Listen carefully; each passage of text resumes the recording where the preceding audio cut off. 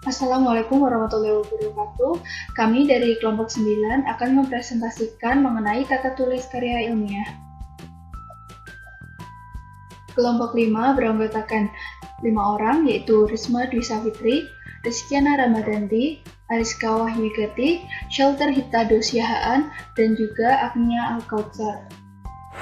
Assalamualaikum warahmatullahi wabarakatuh. Perkenalkan, saya Risma Dwi Savitri, NIM 7211420110 dari Prodi Akuntansi. Di sini saya akan menjelaskan mengenai definisi karya tulis ilmiah. Karya ilmiah adalah karangan yang memaparkan pendapat, hasil pengamatan tinjauan, dan penelitian dalam bidang tertentu yang disusun menurut metode tertentu dengan sistematika penulisan, santun bahasa, dan isi yang kebenarannya dapat dipertanggungjawabkan. Karya tulis ilmiah adalah suatu tulisan yang menguraikan atau membahas suatu permasalahan. Pembahasan itu dilakukan berdasarkan penyelidikan, pengamatan, pengumpulan data yang didapatkan melalui suatu penelitian.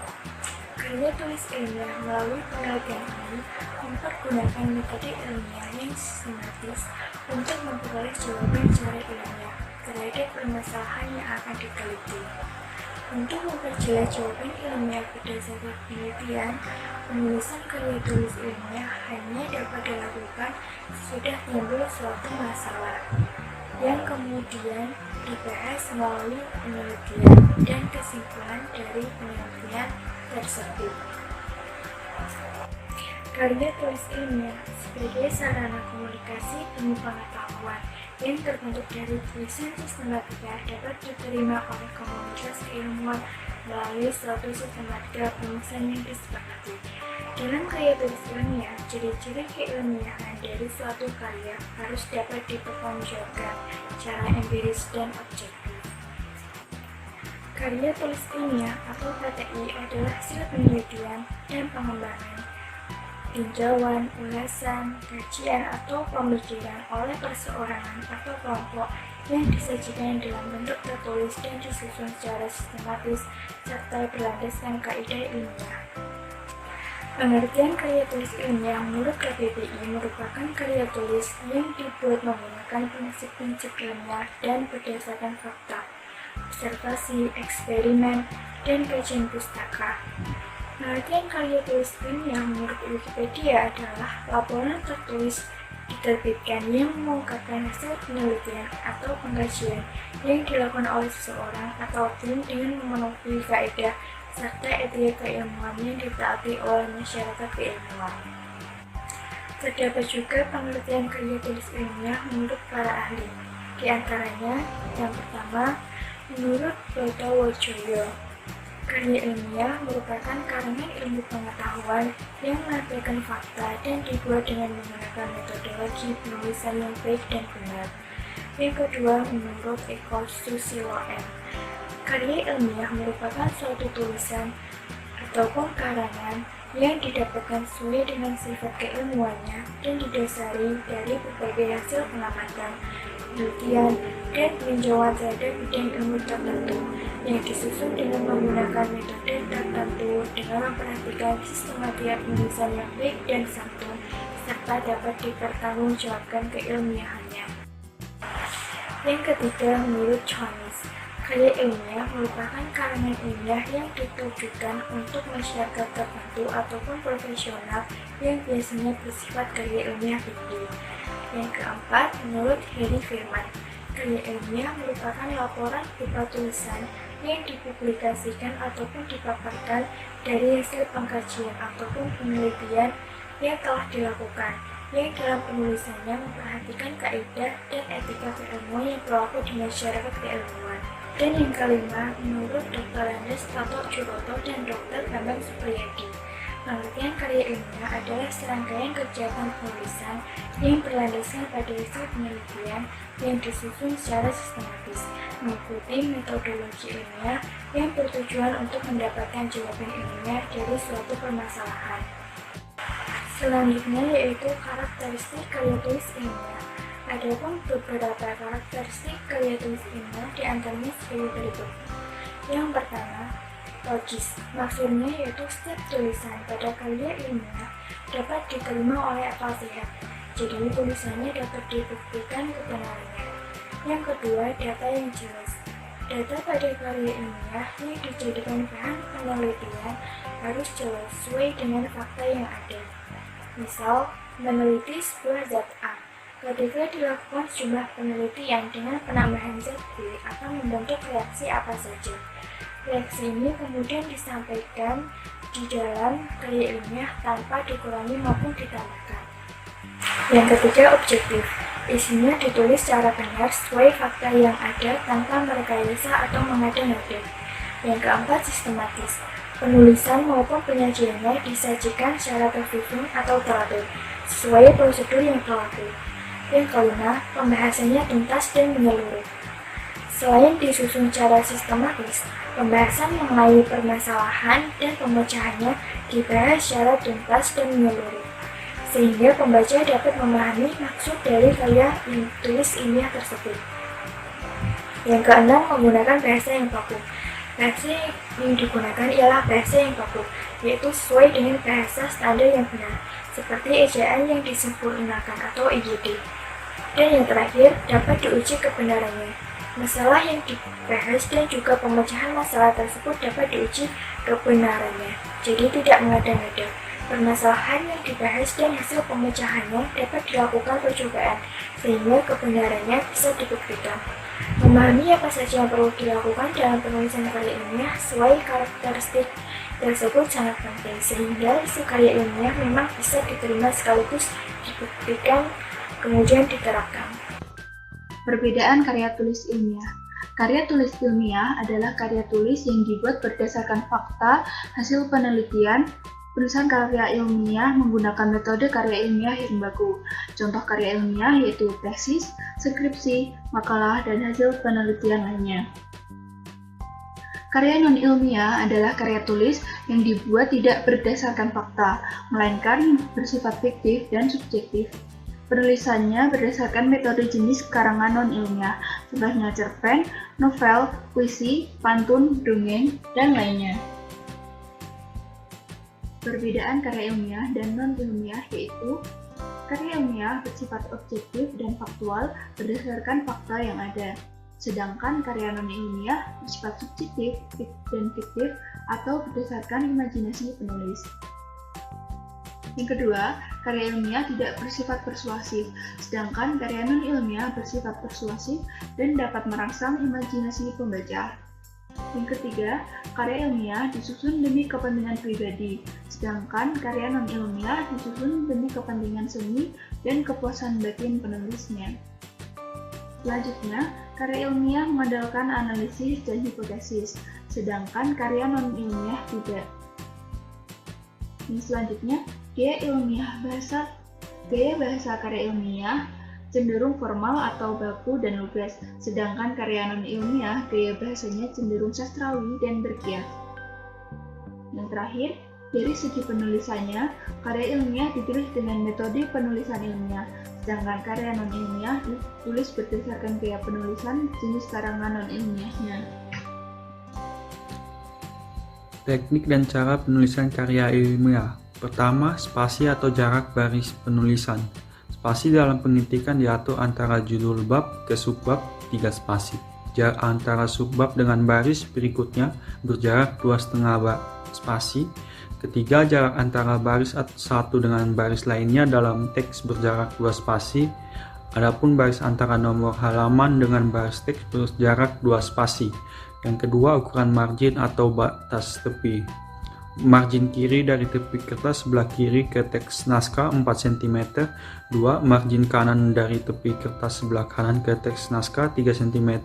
3. Dari tepi kertas bagian atas ke teks naskah berjarak 4 cm. Dan keempat, dari tepi kertas bagian bawah ke teks naskah berjarak 3 cm. Ketiga, penomoran halaman. Penomoran halaman pada halaman judul, halaman persetujuan pembimbing, halaman pengesahan, halaman pernyataan, halaman persembahan, halaman moto, halaman kata pengantar, halaman daftar isi, halaman daftar tabel, halaman daftar gambar, dan halaman abstrak. Menggunakan angka Romawi kecil ditulis di tengah bawah. mulai dari bab pendahuluan, penomoran halaman menggunakan angka Arab ditulis di sudut kanan atas, kecuali dapat halaman bab. Nomor halaman pada bab ditulis di tengah bawah berjarak 2 spasi dan baris terakhir. Keempat, bahasa dan penggunaan istilah. Bahasa yang digunakan adalah bahasa Indonesia baku, sebagaimana termuat dalam pedoman umum ejaan bahasa Indonesia yang disempurnakan, dan istilah yang digunakan adalah istilah Indonesia atau yang sudah diindonesiakan. Kelima, bentuk kalimat. Kalimat efektif sendiri merupakan kalimat yang dapat mengungkapkan bagasan pemakaian secara tepat dan dapat dipahami oleh pendengar atau pembaca secara tepat pula. Keenam, penulisan dan kata pengantar. Judul yang diberikan yaitu kata pengantar. Penulisan judul posisi tengah atas, huruf kapital yang bercetak tebal. Ungkapan pujian kepada Allah atau Tuhan atas kesehatan dan pencerahannya sehingga makalah, skripsi, laporan tersebut terselesaikan dengan baik. Cantumkan judul makalah atau laporan atau skripsi atau karya lain tersebut dicantumkan dalam pengantar. Letakkan judul tersebut setelah ungkapan rasa syukur. Tambahkan deskripsi singkat-singkatnya tentang karya ilmiah Anda. Paragraf penutupan dicantumkan ucapan terima kasih secara umum, harapan kepada pembaca, dan permintaan kritik serta saran dari pembaca. Terakhir, cantumkan tanda tangan dan nama lengkap penulis disertai tempat dan waktu tanggal penyusun tulisan tersebut letakkan di sebelah kanan bawah. Ketujuh, penulisan abstrak. Abstrak memiliki struktur penulisan menggunakan font Times New Roman dengan spasi berjarak 1 dengan menggunakan bahasa Indonesia atau dengan bahasa Inggris. Yang ke-8, penulisan daftar isi. Yang ke-9, penulisan daftar gambar, daftar tabel, dan daftar tampilan. Ke-10, penulisan judul bab, judul subbab, dan judul anak subbab. Yang ke-11, penulisan paragraf. Ke-12, penulisan naskah atau teks. Ke-13, penulisan permulaan kalimat. Ke-14, penulisan bilangan. Lambang bilangan yang penyebutan dengan teks terdiri atau satu kata ditulis dengan huruf. Lambang bilangan yang penyebutannya lebih dari satu kata ditulis dengan angka. Bilangan yang menunjukkan jumlah ditulis dengan tanda titik untuk memisahkan angka ribuan, jutaan, dan seterusnya. Adapun lambang bilangan atau angka pada kalimat ditulis dengan huruf. Ke-15, penulisan nama gambar dan nama tabel. Ke-16, penulisan kutipan dan sumber kutipan.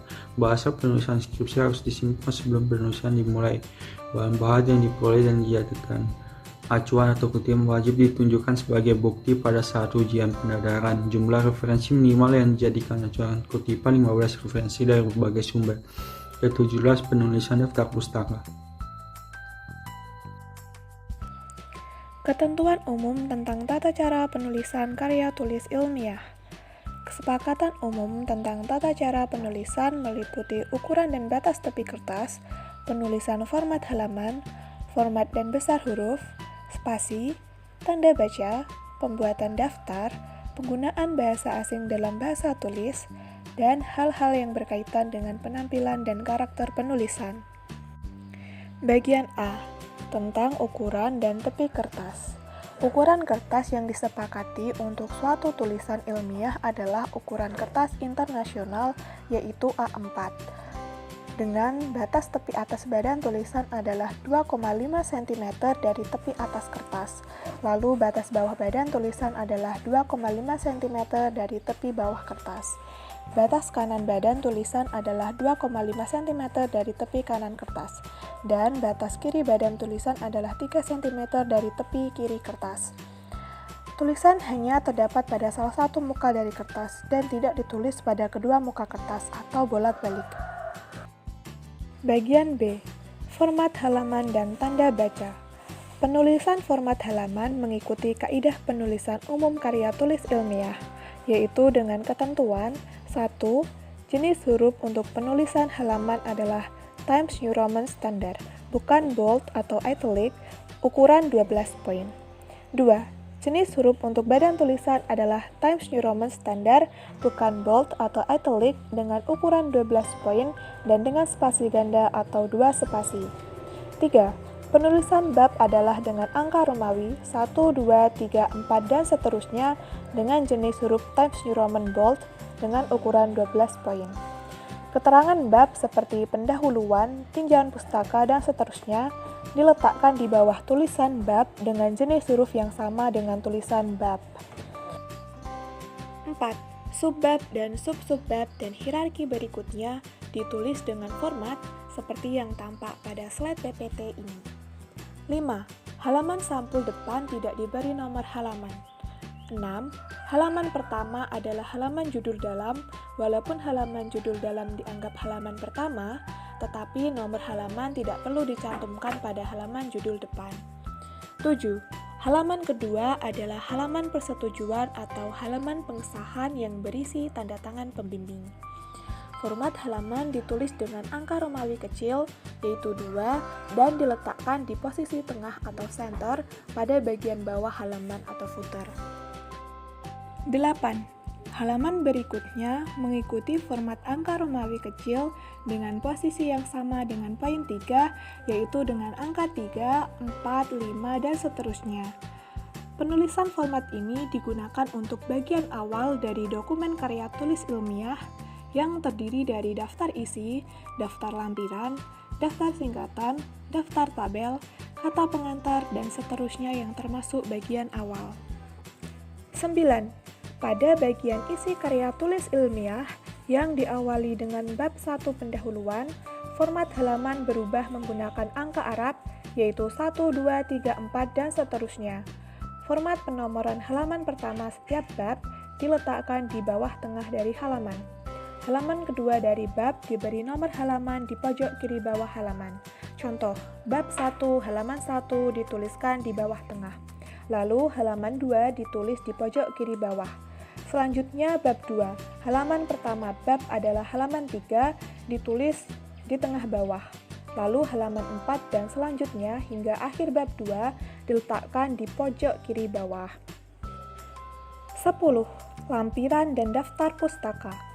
Mengikuti cara penomoran halaman sesuai poin 5, kecuali semua halaman, tidak peduli halaman pertama atau bukan, semua diletakkan di pojok kiri bawah. Untuk lampiran yang berupa surat, seperti surat kelaikan etik dan sebagainya, tetap dihitung sebagai satu halaman, tetapi tidak perlu dituliskan nomor halaman dan halaman setelahnya mengikuti urutan penomoran halaman. 11. Untuk pembuatan daftar di dalam badan tulisan tidak diperbolehkan menggunakan simbol atau bentuk bulat, misal bulat titik A, bulat titik B, bulat titik C, bulat titik D, tetapi harus menggunakan angka, misal 1A, 2B, 3C, 4D, dan seterusnya. Bagian C, penggunaan simbol. Simbol dalam penulisan karya tulis ilmiah tidak jarang digunakan, baik simbol matematika maupun huruf Yunani. Namun, diperbolehkan juga untuk menggunakan simbol-simbol yang memang tidak dapat digantikan atau merupakan nama dari suatu molekul, atom, zat, bahan atau produk, dan sebagainya. Bagian D, penggunaan singkatan. Singkatan seringkali digunakan untuk memperingkas penulisan dari suatu istilah yang panjang dan digunakan berulang-ulang. Singkatan hendaknya ditulis di dalam badan tulisan saat istilah tersebut pertama kali digunakan dan ditulis di belakang istilah yang disingkat dan diletakkan di dalam kurung. Singkatan yang digunakan juga harus dituliskan di dalam daftar singkatan. Untuk singkatan dalam bahasa asing, ditulis dengan huruf miring pada saat pertama kali, dan selanjutnya ditulis dengan huruf tegak biasa pada penggunaan berikutnya. Untuk singkatan yang umum digunakan seperti DKK, DLL, dan seterusnya, tidak perlu mengikuti aturan di atas dan dapat digunakan sebagai ejaan bahasa Indonesia yang baik dan benar. Bagian E, penggunaan bahasa asing. Karya tulis ilmiah sangat sering menggunakan kata-kata asing, baik bahasa Latin, Inggris, atau bahasa asing lainnya, yang seringkali akan menyulitkan bila harus diterjemahkan ke dalam bahasa Indonesia. Untuk istilah yang sulit diterjemahkan, diperbolehkan untuk digunakan dalam bahasa aslinya, dan harus selalu ditulis dengan cetak miring di sepanjang karya tulis, kecuali bila disingkat, lihat poin D penggunaan singkatan. Bagian F, pembuatan tabel. Tabel adalah komponen penunjang yang memperjelas isi karya tulis ilmiah. Format umum penulisan tabel adalah sebagai berikut. Pertama, garis pada tabel adalah hanya garis paling atas, garis paling bawah, dan garis dalam yang membatasi baris keterangan tabel dengan isi tabel. Garis selain itu tidak diizinkan, kecuali bila tabel sangat panjang hingga beralih untuk memerlukan lebih dari satu halaman. 2. Baris keterangan tabel ditulis dengan huruf Times New Roman bold dengan ukuran 10 poin dan spasi 1,5. Isi tabel menggunakan huruf Times New Roman ukuran 10 poin dan spasi 1,5. 3. Keterangan atau nama tabel diletakkan di atas dan didahului dengan angka bab di mana tabel berada. Misal, tabel kedua dari bab 3, maka nomor tabel adalah tabel 3.2 dan seterusnya. 4. Bila tabel berisi kode atau singkatan, maka harus diberi keterangan untuk kode atau singkatan yang bersangkutan di bagian bawah tabel dengan huruf Times New Roman ukuran 10 poin dengan spasi 1,5. 5. Tabel yang dikutip dari artikel lain harus disebutkan asalnya dengan menyebutnya sebagai kutipan di bagian bawah tabel. 5. Tabel yang dikutip dari artikel lain harus disebutkan asalnya dengan menyebutkannya sebagai kutipan di bagian bawah tabel, dan asal kutipan ini harus dicantumkan di daftar pustaka. Bagian G. Penggunaan gambar, grafik, skema, foto, dan media visual lainnya. Media visual seperti gambar sering digunakan untuk memperjelas maksud suatu tulisan ilmiah. Setiap media visual harus diberi keterangan yang jelas dan diletakkan tepat di bawah gambar atau media visual yang digunakan menggunakan huruf Times New Roman dengan ukuran 10 poin dan spasi 1,5. Pemberian nomor media visual adalah menggunakan angka Arab dan tidak perlu menyebutkan bab, tetapi berurutan sesuai urutan keluarnya gambar di keseluruhan karya tulis. Misal, gambar 2, grafik 2, dan seterusnya. Penggunaan media visual yang merupakan salinan atau kutipan dari artikel atau tempat lain tetap harus mengacu pada penghormatan hak atas kekayaan intelektual dengan menyebutkan dari mana kutipan tersebut berasal. Penulisan kutipan diletakkan di bawah keterangan gambar dan harus disebutkan di daftar pustaka. Di sini saya akan memaparkan tentang jenis-jenis karya ilmiah. Jenis yang pertama ada makalah. Makalah merupakan karya ilmiah yang menyajikan suatu masalah yang cara penyelesaiannya mengandalkan berbagai macam data yang ada di lapangan. Makalah sendiri bersifat empiris dan juga objektif. Yang kedua ada artikel. Dalam konteks jurnalistik, karya ilmiah artikel merupakan karya ilmiah yang menyajikan suatu pendapat subjektif dari penulisnya mengenai suatu peristiwa atau masalah tertentu. Sedangkan dalam sudut pandang ilmiah, artikel dapat diartikan sebagai karya tulis yang sengaja dirancang untuk dimuat dalam jurnal maupun kumpulan artikel yang dibuat dengan memperhatikan kaidah penulisan ilmiah dan pedoman ilmiah yang berlaku. Selanjutnya ada skripsi. Skripsi merupakan karya tulis ilmiah yang sengaja dibuat oleh mahasiswa untuk bisa mendapatkan gelar sarjana atau S1. Skripsi memuat tulisan berisi pendapat penulis dengan mengacu atau berdasarkan teori yang sudah ada sebelumnya. Yang keempat yaitu kertas kerja atau white paper. Pada dasarnya sama dengan makalah, namun berbeda yaitu dengan menggunakan analisis yang lebih mendalam dan tajam yang dipresentasikan pada seminar-seminar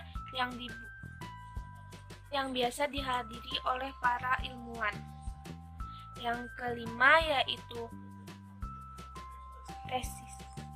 Yang kelima yaitu paper, adalah sebuah khusus makalah di kalangan para mahasiswa yang berkaitan dengan pembelajaran dan pendidikan sebagai menyelesaikan jenjang studi diploma atau S1, S2, dan juga S3. Yang keenam yaitu tesis. Tesis adalah karya tulis ilmiah menyelesaikan program studi atau pasca sarjana yang bersifat lebih mendalam dibanding dengan skripsi. tesis pengetahuan baru yang didapat dari penelitian yang dilakukan individu atau bersangkutan. Yang terakhir yaitu disertasi, yaitu diperuntukkan bagi mahasiswa program S1 ataupun meraih gelar dokter yang mengemukakan analisis yang dapat dibuktikan pada peneliti berdasarkan dengan data dan juga fakta yang sah ataupun valid dengan analisis yang terperinci. Disertasi yaitu berisi suatu temuan penulis sendiri yang berupa temuan orisinal.